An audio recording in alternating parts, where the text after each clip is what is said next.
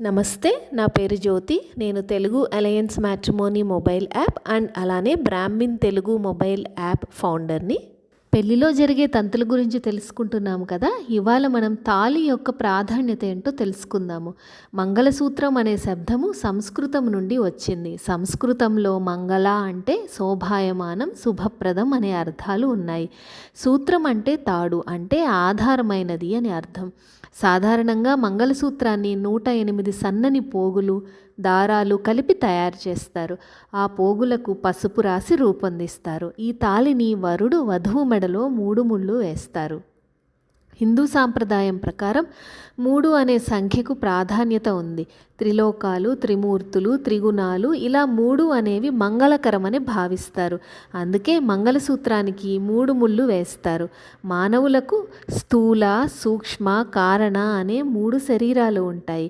పెళ్లి సమయంలో ఒక్కో ముడి ఒక్కో శరీరానికి వేసేది. బాహ్య శరీరంతోనే కాదు, మొత్తం 3 శరీరాలతో మమేకం అవుతాను అని అర్థంలో ఈ 3 ముళ్ళు వేస్తారు. మంగళసూత్రము భార్యాభర్తల శాశ్వత బంధానికి గుర్తు.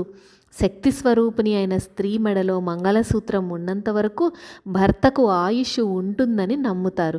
అందుకే హిందూ స్త్రీ మంగళసూత్రం ధరిస్తుంది. పెళ్లిలో జరిగే తంతులన్నీ మీరు తెలుసుకోవాలనుకుంటున్నారా? అయితే మా తెలుగు అలయన్స్ మ్యాట్రిమోనీ యూట్యూబ్ ఛానల్ని సబ్స్క్రైబ్ చేసి వీడియోస్ చూడండి.